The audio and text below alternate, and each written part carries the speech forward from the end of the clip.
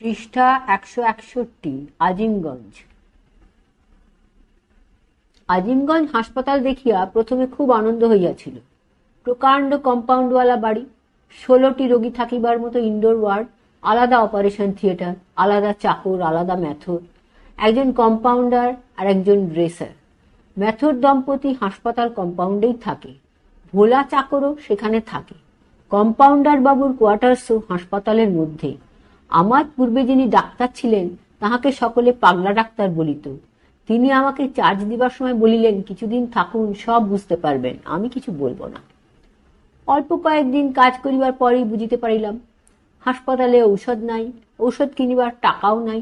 ১৬টি ইনডোর রোগী রাখিবার ব্যয় বহন করিতে হাসপাতাল অক্ষম।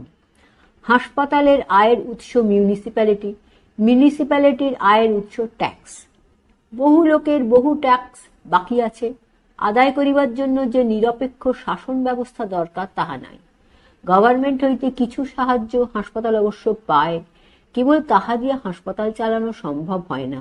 সুতরাং কাজ আরম্ভ করিয়াই বেশ দমিয়া গেলাম। আমার উৎসাহ কিন্তু অদম্য ছিল।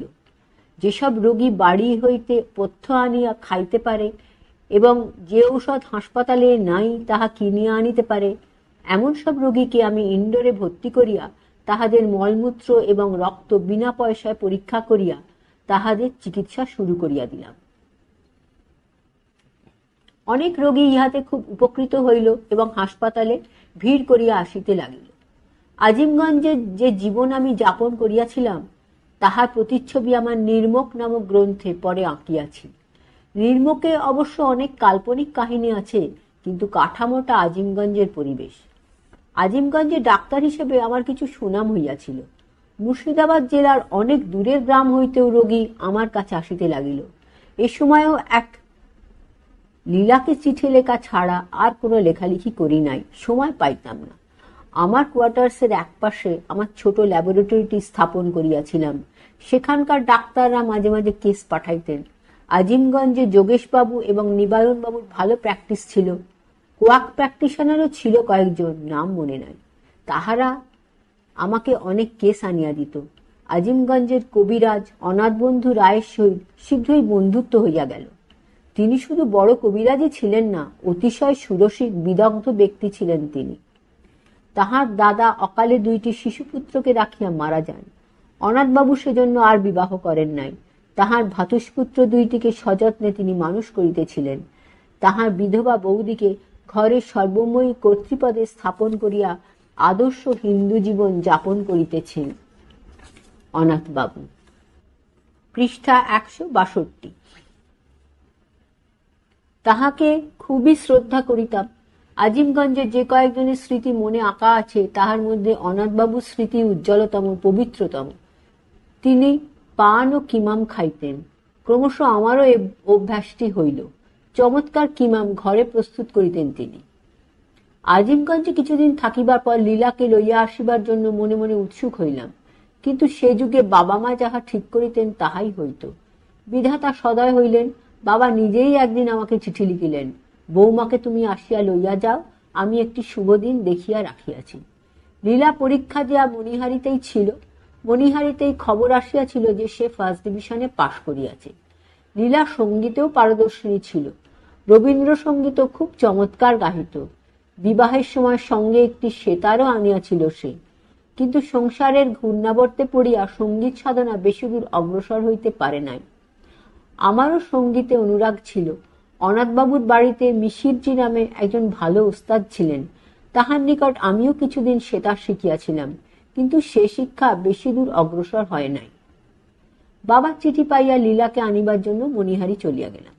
যাইবার পূর্বে লীলার জন্য একটি বড় হাত আয়না, একটি চিরুনি কিনিয়াছিলাম, মনে পড়িতেছে। একটি টেবিল ক্লথ এবং স্বামী বিবেকানন্দের একটি ছবিও। আমার দাম্পত্য জীবনে এইগুলি বোধহয় লীলাকে আমার প্রথম উপহার। লীলা খুব খুশি হইল। তখন কত তুচ্ছ জিনিসে কত আনন্দ হইত। মা আসিবার সময় সঙ্গে কাঁসার বাসন দেন নাই, বলিয়াছিলেন সেখানে বাসা বাড়িতে দামি কাঁসার বাসন চুরি হইয়া যাইবে, সেখান হইতে সস্তা বাসন কিনিয়া লইও। সুতরাং কিছু কলাই করা বাসন এবং কিছু অ্যালুমিনিয়ামের বাসনও কিনিলাম। আজিমগঞ্জে আমার নতুন সংসার আরম্ভ হইয়া গেল। দেখিলাম লীলা রাঁধেও ভালো। আজিমগঞ্জে তরি তরকারি এবং মাছ ভালো পাওয়া যাইত। পুকুরের সুস্বাদু মাছ রোজগারও কিছু কিছু হইতেছিল। বাড়িতে একটি ট্যারা ঝি রাখিয়াছিলাম। ঝুনু বলিয়া একটি কুকুরও জুটিয়াছিল। ধরাসন বলিয়া একটি চাকরও পাওয়া গেল। ঝুনুকে দুধ দিলে ধরাসন আপত্তি করিত। তাহার যুক্তি ছিল, মানুষ দুধ পায় না, কুত্তারে দুধ দেওয়া কেন? হাসপাতালের চাকর ভোলা বাজারটা করিয়া দিত। হাসপাতালের মেথর ভূষণ এবং তাহার স্ত্রী আমাদের বাড়ির উঠান ও নালি পরিষ্কার করিত। একটা নতুন ধরনের জীবন শুরু হইয়া গেল। কিছুদিন পরেই আজিমগঞ্জে কলেরা এপিডেমিক শুরু হইয়া গেল। হাসপাতালে দলে দলে রোগী আসিতে লাগিল। ইনডোর ভরিয়া গেল। আমি হাসপাতাল কম্পাউন্ডে খড়ের ও দরমার শেড তৈয়ারি করাইয়া রোগী ভর্তি করিতে লাগিলাম। সে সময় দিবারাত্র পরিশ্রম করিতে হইয়াছিল। কম্পাউন্ডার এবং ড্রেসারকে স্যালাইন কি করিয়া দিতে হয় তাহা শিখাইয়া দিলাম। সে সময় একটি অ্যাকিউট আর্সেনিক পয়জনিং এর কেসও কলেরা রোগীদের সহিত আসিয়াছিল। সেটি আমি ধরিয়া ফেলি। পৃষ্ঠা 163। রোগীর বমিতে এবং পায়খানায় রক্তের আধিক্য দেখিয়া আমার সন্দেহ হয়। কলিকাতায় কলেরার জীবন্ত জীবাণু দেখি নাই, এখানে প্রচুর দেখিলাম। অনেক রোগী প্রাণে রক্ষা পাইলেন। আমার খুব একটা নাম হইয়া গেল। নিয়মিত রূপে সব রোগীর মলমূত্র পরীক্ষা করিতাম বলিয়া নাম বাহির হইয়া পড়িল। ও অঞ্চলে রোগীও অসংখ্য। ম্যালেরিয়া, কালাজ্বর, অ্যামিবিয়াসিস এবং জিয়ার্ডিয়াসিসেরও কম নয়। অনেক রোগী জুটিতে লাগিল। কিন্তু হাসপাতালে ঔষধের অভাব। আমাদের চেয়ারম্যান রায়বাহাদুর সুরেন্দ্রনাথ সিংহ উপদেশ দিলেন, দেশি গাছগাছরা দিয়ে চিকিৎসা করুন। চিরতা, কালমেঘ, গুলঞ্চ, ত্রিফলা প্রভৃতির গুণগান করিয়া বলিলেন, আপাতত এইসব দিয়া চালান। আমি বহরমপুর গিয়া সিভিল সার্জনের সহিত দেখা করিলাম। সিভিল সার্জন ছিলেন মেজর কাপুর। তিনি মেডিকেল কলেজে আমাদের শিক্ষক ছিলেন। আমাকে দেখিয়া খুব খুশি হইলেন। তাহাকে সব কথা খুলিয়া বলিলাম। তিনি আমাকে কিছু ওষুধ মঞ্জুর করিলেন। এইভাবে জোড়াতালি দিয়ে আমার কাজ চলিতে লাগিল। ওখানকার কিছু সহৃদয় কেইয়া ধনীও আমার খাতিরে হাসপাতালে কিছু কিছু ঔষধ কিনিয়া দিয়াছিলেন। আজিমগঞ্জে নওলাক্ষা পরিবারের সহিত ঘনিষ্ঠতা হইয়াছিল। খুবই ভদ্র পরিবার। আমার বাড়ির পাশেই ছিলেন রিটায়ার্ড ডাক্তার রাধিকা বাবু, তাহার দুই পুত্র তারাপদ বাবু এবং রমাপদ বাবু। তারাপদ বাবু বেশ বিদ্বান লোক ছিলেন। জিয়াগঞ্জ স্কুলের হেডমাস্টার ছিলেন তিনি। স্কুল লাইব্রেরি হইতে অনেক ভালো ভালো বই আনিয়া দিতেন আমাকে। রাত জাগিয়া সেগুলি পড়িতাম। ডিকেন্স, টলস্টয়, গর্কি, গলসওয়ার্থীর সহিত তখনই পরিচয় ঘটে। তখন বাংলা সাহিত্যে যেসব আধুনিক মার্কা বই বাহির হইত তাহাও মাঝে মাঝে পড়িতাম। দেখিতাম বেলেল্লাগিরি এবং অসভ্যতাকে ভাষা দিয়া কতকগুলি অসভ্য লেখক নিজেদের স্থূলতা জাহির করিবার চেষ্টা করিতেছে।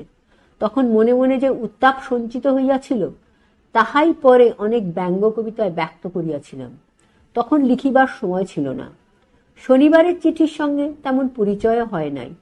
আমি যখন আজিমগঞ্জে ছিলাম তখন পরিমল গোস্বামী একবার সেখানে গিয়াছিল। তখন সে ফটো লইয়া মশগুল। পরিমল সঙ্গে আনিয়াছিল ক্যামেরা। লীলা তখন অন্তঃসত্ত্বা, কেয়া তখন পেটে। পরিমল বলিল, তোমাদের দুজনের একটি পেয়ার ফটো তুলিব। আমাদের বাড়ির সংলগ্ন একটি বাহিরের উঠান ছিল। সেখানে ছিল একটি কাপাস গাছ। সেই কাপাস গাছের সামনে লীলাকে লইয়া বসিলাম। পরিমল ফটো তুলিল। কিন্তু তাহার পর পত্র পাইলাম বাবা মা সেই দিন রাত্রেই আমার কাছে আসিতেছেন। বাবা মা কেহই তথাকথিত আধুনিক ছিলেন না। বাড়ির বউ পরপুরুষের সহিত মেলামেশা করিতেছে ইহা তাহারা চাহিতেন না। পরিমলকে বলিলাম, বাবা মা যেন না জানিতে পারে তুমি আমাদের ফটো তুলিয়াছ। পরিমল বলিল, আমি রাত্রে ছাদে শুইব, সেখানেই ডেভেলপ করিয়া প্রিন্ট করিয়া শুকাইয়া লইব, তুমি কিছু চিন্তা করিও না। পরিমল তাহার কথা রাখিয়াছিল, কিন্তু বিধি বিরূপ ছিলেন।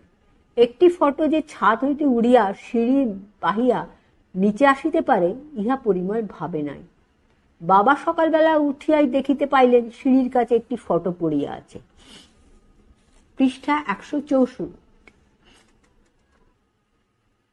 তুলিয়া জিজ্ঞাসা করিলেন, এ ফটো কোথা হইতে আসিল? বলিলাম, উহা আমরা সম্প্রতি তুলিয়াছি, উড়িয়া আসিয়া এখানে পড়িয়াছে। বাবা ইহা লইয়া আর বিশেষ উচ্চবাচ্চা করিলেন না। পরিমলও 2-1 দিন পরে চলিয়া গেল। পরিমলের তোলা সে ফটোটি এখনো আমার কাছে আছে। আমার বিবাহের বৌভাতে পরিমল মণিহারি গিয়াছিল। বিবাহের পরদিনই সে আমাদের একটি ফটো তুলিয়াছিল। পরে সেটি রঙিন করিয়া পাঠাইয়া দেয়। সে ছবিটিও এখনো আছে। আজিমগঞ্জে মাত্র 1 বছর ছিলাম, কিন্তু এই 1 বছরের মধ্যে আমার বাবা মা, ভাইরা, বোনেরা, বড় বোন রানীর স্বামী সুধাংশু, ডাকনাম খোকা, আমার কাকাবাবু সকলেই কিছুদিন গিয়া আমার কাছে ছিলেন। যদিও বাজারে ধার জমিয়া যাইতেছিল, তবু খুব আনন্দে ছিলাম। প্রাইভেট প্র্যাকটিস করিয়া আমি খুব বেশি রোজগার করিতে পারিতাম না। আমি হাসপাতালের গরিব রোগীদের লইয়াই বেশি সময় ক্ষেপ করিতাম। ল্যাবরেটরি হইতে মাঝে মাঝে কিছু আয় হইত। আয়ের আর একটা উৎস ছিল লাইফ ইন্স্যুরেন্সের কেসগুলি। আমি যাহা উপার্জন করিতাম তাহা হইতে কিছু টাকা আমাকে ঋণ শোধ বাবদ পাঠাইতে হইত প্রতি মাসে। ধারে ল্যাবরেটরি কিনিয়াছিলাম এবং সেই ঋণ পরিশোধ না করিলে সুদে আসলে তাহা তুমুল হইয়া উঠিবে এ ভয় ছিল। তাই যখনই যাহা পারিতাম শোধ করিয়া দিতাম। আমি নর্থ ব্রিটিশ লাইফ ইন্স্যুরেন্স কোম্পানির ডাক্তার ছিলাম। তাহারা ভালো ফি দিত, কিন্তু নর্থ ব্রিটিশের কাজটা শেষে ছাড়িয়া দিতে হইল। একজন ভদ্রলোককে বিশ্বাস করিয়াছিলাম, তাহার মূল্য দিলাম। একজন এজেন্ট আমার জানাশোনা ভদ্রলোকটিকে একদিন আমার কাছে লইয়া আসিলেন। পরীক্ষা করিয়া দেখিলাম তাহার স্বাস্থ্য মোটামুটি ভালোই। ইউরিনটা পরীক্ষা করিবার জন্য তাহাকে একটি পাত্র দিয়া বলিলাম, বাথরুমে যান, গিয়া ইহার ভিতরে প্রস্রাব করুন। তিনি বাথরুমে গেলেন ও একটু পরে ফিরিয়া আসে বলিলেন, একটু আগেই আমি প্রস্রাব করিয়াছি, এখন প্রস্রাব হইবে না। আমি যদি বাড়ি হইতে পাঠাইয়া দিই ক্ষতি আছে কি? বলিলাম, ক্ষতি নাই, তবে ইহাদের নিয়ম যে প্রস্রাবটা আমার সামনে করিতে হইবে। বেশ, আপনাকে বিশ্বাস করিতেছি, আপনি বাড়ি হইতেই প্রস্রাবটা পাঠাইয়া দিন। তিনি চলিয়া গেলেন। একটু পরে প্রস্রাব আসিল। দেখিলাম প্রস্রাবে কোনো দোষ নাই। ভালো রিপোর্ট লিখিয়া পাঠাইয়া দিলাম। সেই দিন রাত্রেই অন্য কোম্পানির একজন এজেন্ট আসিয়া আমার সহিত দেখা করিয়া প্রশ্ন করিলেন, আপনি অমুক বাবুর রিপোর্টটি কি পাঠাইয়া দিয়াছেন? বলিলাম, দিয়াছি, কোনো দোষ নাই। তাহার ইউরিনটা কি পরীক্ষা করিয়াছিলেন? যাহা ঘটিয়াছিল তাহা বলিলাম। এজেন্ট বলিলেন, উহার ইউরিনে দোষ আছে, সেই জন্যই এই চাতুরি করিয়াছে। পরদিনই আমি ভদ্রলোককে ডাকিয়া পাঠাইলাম। বলিলাম, আপনার ইউরিন লইয়া নানা রকম গুজব শুনিতেছি, ওটা আর একবার পরীক্ষা করিতে চাই। আমার সামনেই প্রস্রাবটা করুন। করিলেন। দেখিলাম প্রস্রাবে অ্যালবুমিন এবং সুগার 2 আছে। তখনই নর্থ ব্রিটিশ কোম্পানিকে একটি আর্জেন্ট টেলিগ্রাম করিলাম, don't accept the report I have Saint, letter forwarded. চিঠিতে সব কথা খুলিয়া লিখিলাম এবং তাহার সঙ্গে আমার রেজিগনেশন পত্র পাঠাইয়া দিলাম। পৃষ্ঠা 165। দেখিলাম আমি প্রাইভেট প্র্যাকটিশনার, সাধারণ লোকের আশ্রয়ভাজন হইতে পারিব না। ঠিক মতো পরীক্ষা করিলে অধিকাংশ লোকই আনফিট হইয়া যাইবে, কারণ প্রকৃত সুস্থ লোকের সংখ্যা এদেশে কম। আপনাদের স্বার্থে যদি আমি সততা অবলম্বন করি, তাহা হইলে আমি সকলের কোপ দৃষ্টিতে পড়িব।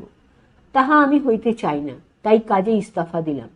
নর্থ ব্রিটিশ কোম্পানি আমার সততার খুব প্রশংসা করিয়া আমাকে একটি পত্র লিখিয়াছিলেন এবং আমাকে উচ্চ পদে নিয়োগ করিতে চাহিয়াছিলেন। আমি কিন্তু আর রাজি হই নাই। আমার ইন্স্যুরেন্সের কাজকর্ম ক্রমশ কমিয়া যাইতে লাগিল। প্রধানত ধারের উপর নির্ভর করিতাম। অনেকদিন পরে সাহিত্য সংসারের দাদামশায়ের মুখে একটি বড় খাঁটির কথা শুনিয়াছিলাম। তিনি বলিয়াছিলেন, দেখো ভায়া, নিম্ন মধ্যবিত্ত গৃহস্থের ধারী লক্ষ্মী আমার উপর কৃপা করিয়াছিলেন। লোকে আমাকে বিশ্বাস করিয়া ধার দিত এবং সেই ঋণের পাল তুলিয়া আমার জীবন তরি ভালোভাবেই ভাসিয়া যাইত। জীবনের শেষ প্রান্তে আসিয়া আজ দেখিতেছি সমস্ত জীবনটাই এইভাবে কাটিয়াছে। আজিমগঞ্জের আরেকটি প্রধান ঘটনা আমার প্রথম সন্তানের জন্ম। আমার মা ও বাবা পূর্বেই আসিয়াছিলেন। আজিমগঞ্জে তেমন যোগ্য নার্স বা দায়ী ছিল না। গঙ্গার ওপারে জিয়াগঞ্জের মিস হকারের একটি নামকরা মেটার্নিটি হাসপাতাল ছিল। একদিন লীলাকে সেখানে লইয়া গেলাম। তিনি পরীক্ষা করিয়া বলিলেন, সব ঠিক আছে, আর মাসখানেকের মধ্যেই হইবে। একটি তারিখও বলিলেন। আমি তাহাকে প্রশ্ন করিলাম, আপনি আমার বাসায় গিয়া প্রসব করাইবেন কি? তিনি বলিলেন, যাইতে আমার আপত্তি নাই, কিন্তু অসুবিধা অনেক। প্রথম অসুবিধা নদী, তাহা ছাড়া কখন ব্যথা ধরিবে তাহা অনিশ্চিত। রাত দুপুরে হইলে নদী পার হইয়া সেখানে পৌঁছাতে আমার কষ্টও হইবে। সুতরাং 1 সপ্তাহ আগে হাসপাতালে একটি ঘরে আপনার স্ত্রীকে রাখিয়া যান, এখানে কোনো কষ্ট হইবে না। আপনারা 2 বেলা আসিয়া তাহাকে দেখিয়া যাইবেন, সঙ্গে ঘরের খাবারও আনিতে পারিবেন। মা বাবাকে গিয়া সব বলিলাম। মা বলিলেন, হাসপাতালে যদি দাও, সঙ্গে আমিও থাকিব। বাবা বলিলেন, হাসপাতালে দেওয়াই ভালো। ডক্টর মিস হকারকে গিয়া জিজ্ঞাসা করিলাম, আমার মায়ের জন্য তিনি একটি ঘর দিতে পারবেন কিনা। সঙ্গে একটি ছোট বোনও থাকবে। তিনি বলিলেন, একটি নতুন ঘর হইয়াছে, সেখানে কোনো রোগী এখনো রাখা হয় নাই, সেই ঘরে অনায়াসে আপনার মা থাকতে পারবে। সেখানে আমরা মাকে লইয়া গেলাম, কিন্তু অচিরেই আরেকটি সমস্যা দেখা দিল, বাথরুম। সেখানে কমোড। মা অপরের ব্যবহৃত কমোডে বসতে রাজি হইলেন না। 3 থাক ইটের মাঝখানে একটি নতুন পট দিয়া মিস হকার এই সমস্যাটা সমাধান করিয়া দিলেন অবশেষে। বাবা আমি রোজ রাজিমগঞ্জ হইতে যাতায়াত করিতে লাগিলাম। রোজ বিকেলে আমরা নদী পার হইয়া জিয়াগঞ্জের হাসপাতালে যাইতাম। মা একদিন বলিলেন, আমাকে 1 কলসি গঙ্গাজল দিয়া যাও। মেম সাহেব যখন তখন আসিয়া বিছানাপত্র কাপড় চোপড় ছুঁইয়া দিতেছে, তাহাকে বারণ করা যায় না। গঙ্গাজল ছিটাইয়া শুদ্ধ করিয়া লইব। পৃষ্ঠা 166। গঙ্গাজল জোগাড় করা শক্ত হইল না, কিন্তু যাহা ক্রমশ শক্ত হইয়া উঠিল তাহা প্রত্যহ গঙ্গা পার হইয়া হাসপাতালে যাতায়াত করা। গঙ্গা পার হইয়া হাঁটিয়াই সেখানে যাইতাম। আমি ক্লান্ত হইয়া পড়িতাম। বাবার উৎসাহ কিন্তু অদম্য। তখন বর্ষাকাল, শ্রাবণ মাস, রাস্তায় জল কাদা। রোজই গিয়া শুনি ব্যথা ধরে নাই। মিস হকার যে তারিখ ঠিক করিয়াছিলেন তাহা উত্তীর্ণ হইয়া আরো 4-5 দিন কাটিয়া গেল। তখন মিস হকার বলিলেন, আর বেশি দেরি করা ঠিক নয়, লেবার ইন্ডিউস করিতে হইবে, অর্থাৎ ওষুধ খাওয়াইয়া এবং ইঞ্জেকশন দিয়া ব্যথা জাগাইতে হইবে। তখন সিজারিয়ান করিবার কথা সহজে কেহ ভাবিত না। মিস হকার আশঙ্কা প্রকাশ করিলেন, বেশি দেরি হইলে ছেলের মাথা শক্ত হইয়া যাইবে, প্রসব করিতে কষ্ট হইবে খুব। সুতরাং লেবার ইন্ডিউস করাই স্থির হইল। মিস হকার বলিলেন, কাল সকালেই ক্যাস্টর অয়েল এবং কুইনিন খাওয়াইয়া দিব। তাহার পর প্রয়োজন হইলে পিটুইট্রিন ইঞ্জেকশন দিব। আপনারা বিকেলে আসিয়া দেখিবেন শিশু ভূমিষ্ঠ হইয়া গিয়াছে। সকালে আমার আসিবার উপায় ছিল না, কারণ সকালে আমারও হাসপাতালের ডিউটি। রোগীর ভিড়ও প্রচুর। 12টার আগে হাসপাতাল ছাড়িয়া আসিবার সম্ভব ছিল না। বাবা যাইবার জন্য উদ্গ্রীব হইয়া বসিয়াছিলেন। হাসপাতাল হইতে ফিরিয়া নাওয়া খাওয়া সারিতেই 2টা বাজিয়া গেল। একটু বিশ্রাম করিয়া বেলা 4টা নাগাদ আমরা বাহির হইয়া পড়িলাম। অকালেও বেশ মেঘ ঘনাইয়া আসিল। আমরা যখন নৌকায়, তখনই টিপটিপ করিয়া বৃষ্টি পড়িতে আরম্ভ হইল। সঙ্গে অবশ্য ছাতা ছিল, কিন্তু ওপারে গিয়া যখন পৌঁছিলাম বৃষ্টি বেশ জোরে নামিল। ছাতাই কুলাইল না। আমরা দ্রুতপদে ছুটিয়া গিয়া অবশেষে হাসপাতালের পিছনে একটি গাছের তলায় গিয়া দাঁড়াইয়া পড়িলাম। হাসপাতাল পর্যন্ত পৌঁছিতে পারিলাম না। গাছতলায় দাঁড়াইয়া ভিজিতে লাগিলাম। এক পশলা প্রবল বর্ষা হইয়া গেল। খানিকক্ষণ গাছতলায় দাঁড়াইয়া আপাদমস্তক ভিজিয়া ছপ ছপ করিতে করিতে আমরা শেষে হাসপাতালের দিকেই অগ্রসর হইলাম। সেখানে গিয়া খবর পাইলাম তখনও কিছু হয় নাই। শুনিলাম লীলাকে ডেলিভারি রুমে লইয়া যাওয়া হইয়াছে। খুব ব্যথা শুরু হইয়াছে। ডক্টর নিউয়েল, ডক্টর হকার এবং আরো একজন বিলাতি সিস্টার সেখানে আছেন। ভিজা কাপড়ে আমরা 2 জন খানিকক্ষণ ভিজিটার রুমে বসিয়া রইলাম, কিন্তু আশঙ্কা হইল আমাদের হয়তো ঠান্ডা লাগিতে পারে। তাই আর অপেক্ষা না করিয়া আমরা ফিরিয়া আসিলাম। পরদিন সকালে উঠিয়াই আবার আমরা হাসপাতালে গেলাম। শুনিলাম আমরা চলিয়া আসিবার পরই একটি মেয়ে হইয়াছে।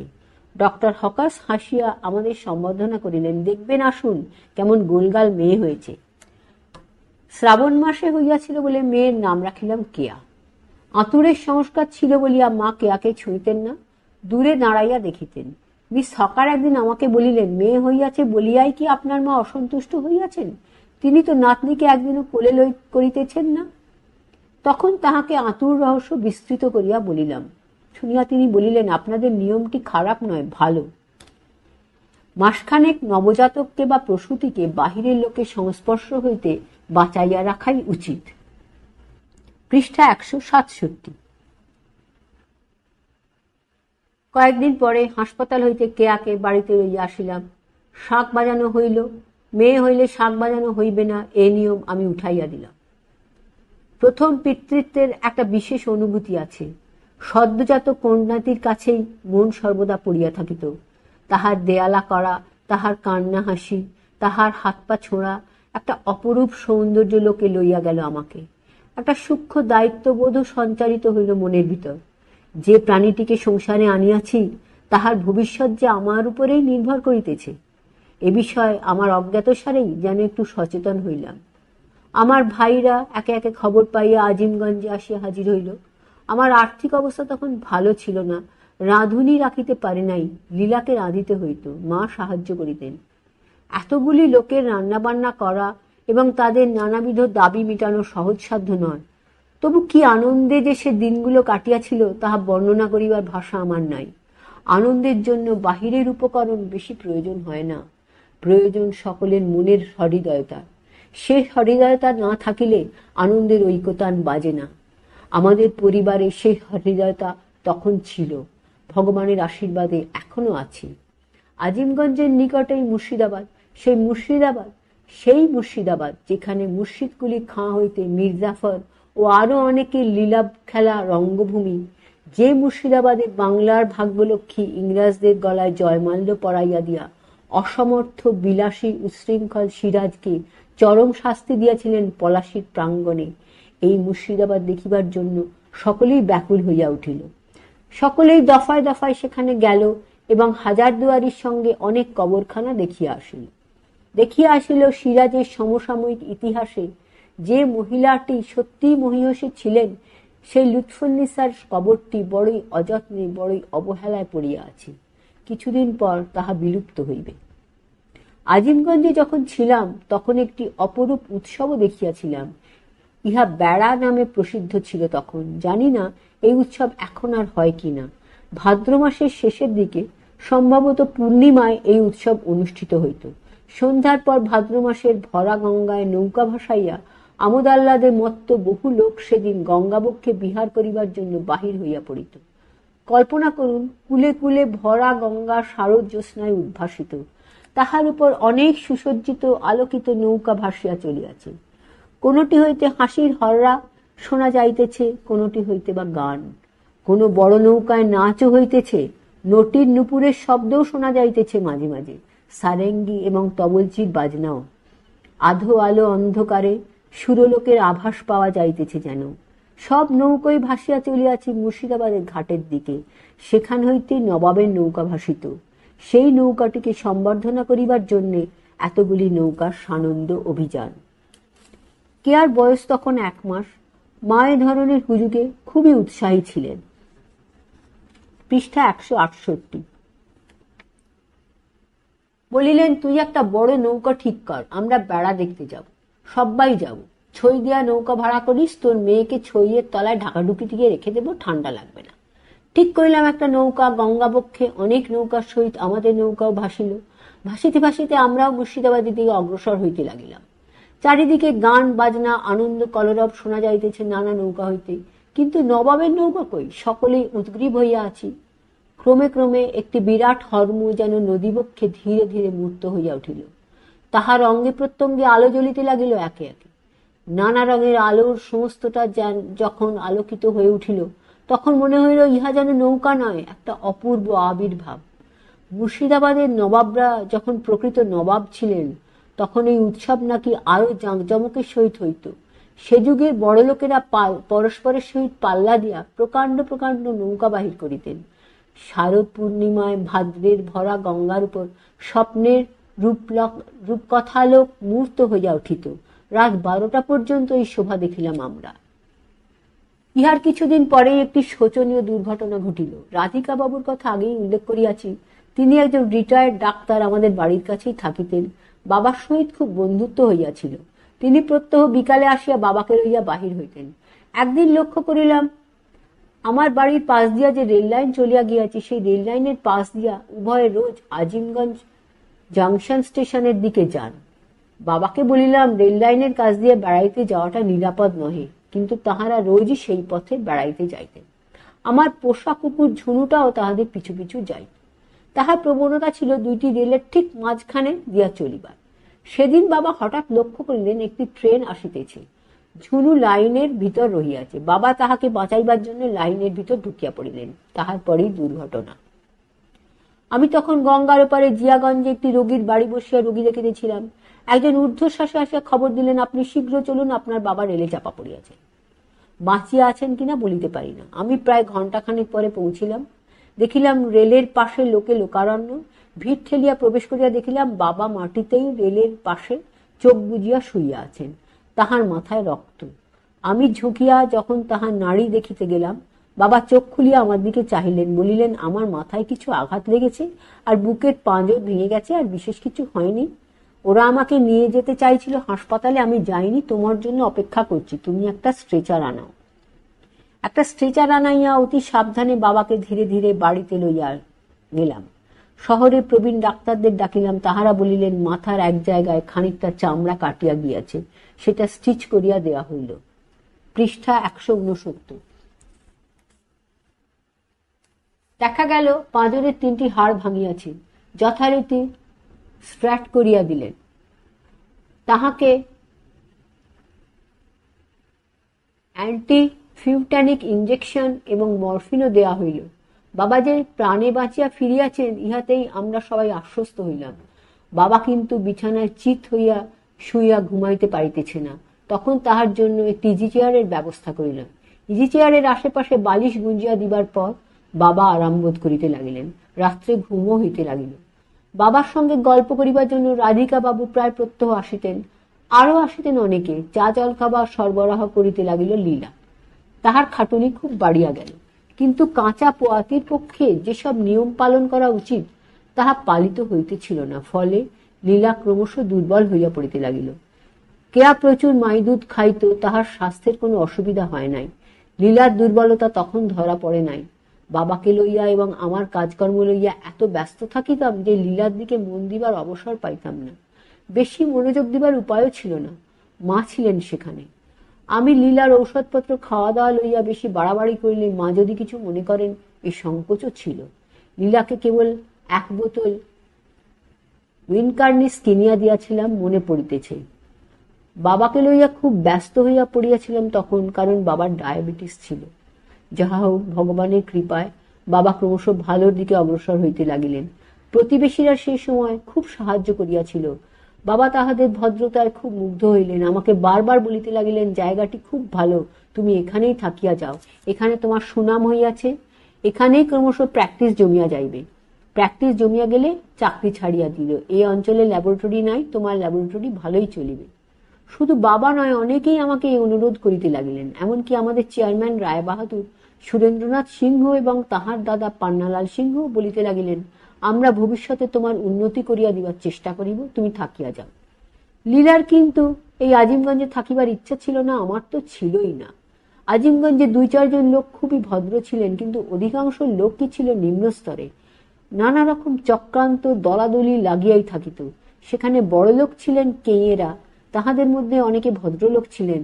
তাহাদের মধ্যে একজন ছিলেন রাজা সাহেব, তিনি ছিলেন আমাদের চেয়ারম্যান রায়বাহাদুরের প্রতিদ্বন্দ্বী।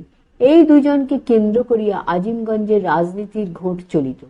অনেকে আমাকেও একটা ঘোটের মধ্যে টানিবার চেষ্টা করিতেন। আমি কিন্তু কোনো দলেই যাইতে চাইতাম না। এজন্য উভয় দলেরই বিরাগ ভাজন হইতেছিলাম ক্রমশ।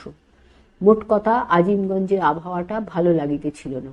ঠিক করিলাম, বাবা একটু ভালো হইলে 1 বছরের ছুটি লইয়া আজিমগঞ্জ হইতে সরিয়া পড়িব, আর ফিরিব না। বাবা যখন সুস্থ হইয়া চলাফেরা করিতে লাগিলেন, তখন তাহাকে বলিয়া একদিন ছুটির দরখাস্ত করিয়া দিলাম। আমার নিতান্ত অনিচ্ছা দেখিয়া বাবা আমাকে আর আজিমগঞ্জে থাকিবার জন্য পীড়াপিড়ি করিলেন না। বলিলেন, অদৃষ্টে যাহা আছে তাহাই হইবে। পৃষ্ঠা 170। ঠিক করিলাম ভাগলপুরে গিয়া বসিব। মনিহারির কাছে ভাগলপুরই সবচেয়ে বড় শহর। ডিভিশনাল হেডকোয়ার্টার্সে অনেক ডাক্তার, ল্যাবরেটরি করিবার পক্ষে লোভনীয় শহর। ছেলেদের 2-3টি হাই স্কুল, মেয়েদের ছেলেদের কলেজ সব আছে। বাবা ইহাতে মত দিলেন। ঠিক হইল, আমরা আজিমগঞ্জ হইতে প্রথমে মনিহারি যাইব, তাহার মনিহারি হইতে আমি ভাগলপুর গিয়া সেখানকার ডাক্তারদের সহিত আলাপ করিব। সেখানকার কোনো ডাক্তারকে আমি চিনিতাম না। সেখানকার একজন বড় ডাক্তার ছিলেন ডাক্তার মোহিনীমোহন ঘোষ। বাবার সহিত তাহার আলাপ ছিল। ঠিক হইল, বাবার নিকট হইতে চিঠি লইয়া তাহার সহিত প্রথম দেখা করিব। আমি আজিমগঞ্জ হইতে যেদিন চলিয়া আসি, সেদিন সত্যই বুঝিলাম কত লোক আমাকে ভালোবাসিত। স্টেশনে লোকে লোকারণ্য। সকলেই অনুরোধ করিতে লাগিল আমি আবার যেন আজিমগঞ্জে ফিরিয়া আসি। আজিমগঞ্জে আর ফিরিয়া যাই নাই। আমার 3য় ভাই টুলু গৌরমোহন 1924 খ্রিস্টাব্দে পাটনার টেম্পল মেডিকেল স্কুল হইতে ডাক্তারি পাশ করিয়াছিল। আমি যখন আজিমগঞ্জে ডাক্তার, সে তখন মনিহারিতে বাবার জায়গায় চাকরি করিতেছে। সে আমার চেয়ে 4 বছরের সিনিয়র। আমি যখন আজিমগঞ্জে ছিলাম তখন সে আমার ল্যাবরেটরির জন্য একটি ছোট অটোক্লেভ কিনিয়া দিয়াছিল। কলিকাতায় ছোট অটোক্লেভ পাই নাই।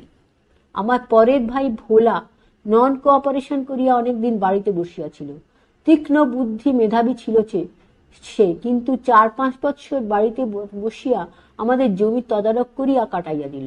অবশেষে মা বাবার আগ্রহ আতিশয্যে এবং বাবার এক প্রাক্তন সিভিল সার্জন জন সাহেবের আনুকূল্যে ভোলা কটক মেডিকেল স্কুলে ভর্তি হইল। আমি যখন আজিমগঞ্জ ছাড়িয়া চলিয়া যাইতেছি, সেই সময় ভোলাও কটক হইতে পাশ করিয়া ফেলিল। শুধু পাশই নয়, সব বিষয়ে ভোলা ফার্স্ট হইয়া পাশ করিল। নন কোঅপারেশনের হুজুকে পড়িয়া জীবনের অমূল্য কয়েকটা বৎসর নষ্ট করিয়া ফেলিয়াছিল। অবশেষে ডাক্তার হইয়া বাহির হইল এবং ভাগলপুর সদর হাসপাতালে সেকেন্ড মেডিকেল অফিসারের চাকরি পাইল। টেম্পোরারি চাকরি। ভাগলপুর সদর হাসপাতালে মাত্র 6 মাসের জন্য ওই পোস্টটি সৃষ্টি করিয়াছিলেন ভাগলপুর মিউনিসিপ্যালিটির কর্তৃপক্ষরা। ভোলা হাসপাতালের একটি কোয়ার্টার পাইয়াছিল। আমি যখন ভাগলপুরে গেলাম, তখন ভোলার সেই কোয়ার্টার্সে গিয়া উঠিলাম। লীলা মণিহারিতে ছিল।